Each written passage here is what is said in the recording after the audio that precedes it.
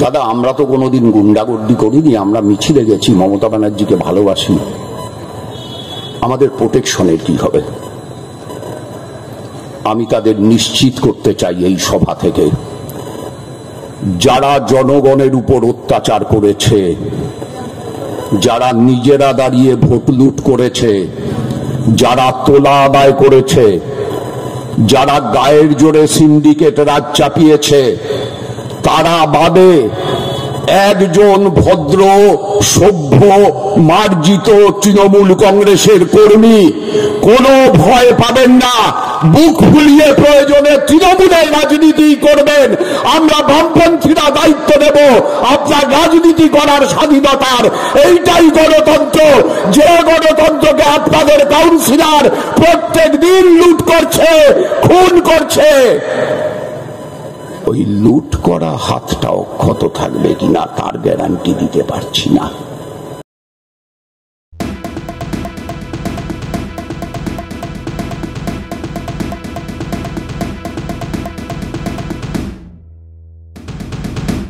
বাম আমলে যে মিনিকিট চালটা 16 টাকায় কিনতেন, সেই মিনিকিট চালটা 58 টাকায় কিনেন। যে মুসুরির ডাল 60 টাকায় কিনতেন, সেটা 120 টাকায় কেনেন। যে সরষার তেল 55 টাকায় কিনতেন, সেটা 130 টাকায় কেনেন। সাদা তেল 50 টাকায় কিনতেন, 120 টাকায় কেনেন। আপনি ক্ষতিগ্রস্ত না? আপনার আয় কি বেড়েছে সমানতালে? আপনার আয় বাড়েনি। তৃণমূল কংগ্রেসের কর্মীদের আয় বাড়াতে পেরেছে? পারেনি তো। কিছু প্রমোটিং সিন্ডিকেট, তোলাবাজি, এইসবের ব্যবস্থা করেছে। অটো যারা চালান, টোটো যারা চালান, রিক্সা যারা চালান, তারা সবচাইতে ভালো জানেন তোলাবাজির মানে। গোটা রুট, কাটা রুট। গোটা রুটে চালালে পার ডে এত টাকা, কাটা রুটে চালালে পার ডে এত টাকা। তৃণমূলের দাদাদের কাছে যাচ্ছে, তার সামান্য উচ্ছিষ্ট তারা পাচ্ছেন, যারা দাদার হয়ে মোটরসাইকেল বাহিনীতে নাম লেখাচ্ছেন। কিন্তু ভদ্রলোক তৃণমূল পাচ্ছেন না, শিক্ষিত মার্জিত রুচি সম্বন্ধিত তৃণমূল পাচ্ছেন না।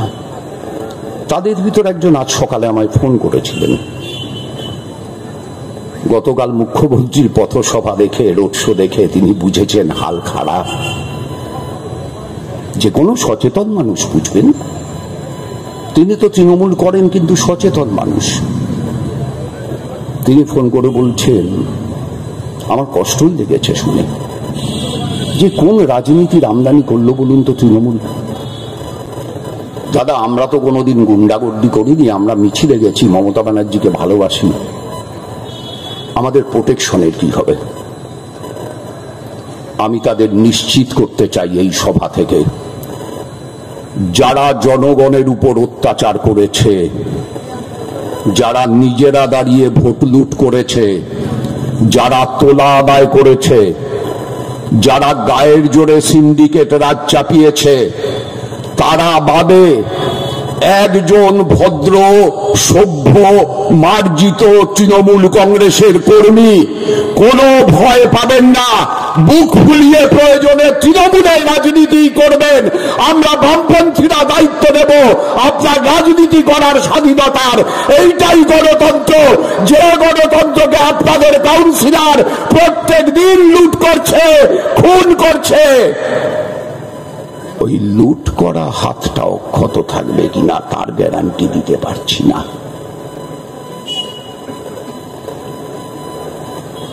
বিজেপি খারাপ,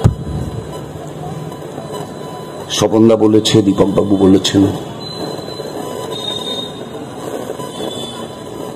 তৃণমূলের আমলে কি হয়েছে সবাই জানেন। আমার বন্ধু বিশিষ্ট চিকিৎসক ডাক্তার নারায়ণ ব্যানার্জি এসেছেন, সবাই জানেন। কিন্তু বিজেপি খারাপ বলে, তৃণমূল খারাপ বলে আপনি সুজন চক্রবর্তীকে ভোট দেবেন কেন? আপনি তন্ময় ভট্টাচার্যকে ভোট দেবেন কেন? কি করবে তারা? এক, দিল্লিতে ইন্ডিয়ার সরকার হবে এবং অতীতের মতো নয়, 2004-এর মতো সরকারে যোগ না দেওয়ার রাজনীতি না। আমরা বামপন্থীরা দায়িত্ব নেব সরকার পরিচালনা করার, আমরা বামপন্থীরা মানুষের কাজ করবার জন্য অংশ নেব। সুজন চক্রবর্তী সাংসদ ছিলেন। সুজন চক্রবর্তী সাংসদ হিসাবে আপনি এই বিটি রোড ধরে পানিহাটিতে চলে যান, বেঙ্গল কেমিক্যালের জমিতে, বন্ধ বেঙ্গল কেমিক্যালের জমিতে একটি কেন্দ্রীয় প্রজেক্ট হচ্ছে NPRI। ওটা সেই সময় সুজন চক্রবর্তী আদায় করেছিলেন। সুজন চক্রবর্তী বিধায়ক ছিলেন, আমিও তখন বিধায়ক ছিলাম। উনি আমাদের পরিষদীয় দলের নেতা ছিলেন। 122টা চিঠি লেখা হয়েছিল মুখ্যমন্ত্রীকে বিভিন্ন বিষয়ে, যা আপনার বিষয়, যা সাধারণ মানুষের বিষয়। মুখ্যমন্ত্রীকে চিঠি লিখেছিলেন, 3টের উত্তর পেয়েছিলেন, 119টার উত্তর পাননি। সেই সুজন চক্রবর্তী, যিনি ফার্মাসিউটিক্যাল ইঞ্জিনিয়ার, PhD, যিনি ক্যান্সার নিয়ে গবেষণা করেছিলেন, যার ক্যান্সারের উপর পেপার ইংল্যান্ডে পঠিত হয়েছে, অস্ট্রিয়ায় পঠিত হয়েছে, আমেরিকায় পঠিত হয়েছে, যিনি চাইলেই সে আমলে ভারতীয় মুদ্রায় 2 লক্ষ টাকা মাইনের চাকরি পেতে পারতেন, কমিউনিস্ট পার্টির হোল টাইমার হয়েছেন, SFI এর রাজ্যের সম্পাদক হয়েছেন, সর্বভারতীয় সম্পাদক হয়েছেন, মানুষের জন্য কাজ করে গেছেন। আমরা তো বলছি বেঙ্গল কেমিক্যালের জমিতে সুজন চক্রবর্তীর আদায় করা কাজটা হচ্ছে। সৌগত রায় ভোট চাইছেন কি বলে? সৌগত রায়কে ভোট দিন, দেওয়াল লেখা, এ পাশে একটা ঘট, ও পাশে একটা ঘট, লক্ষ্মীর ভান্ডার।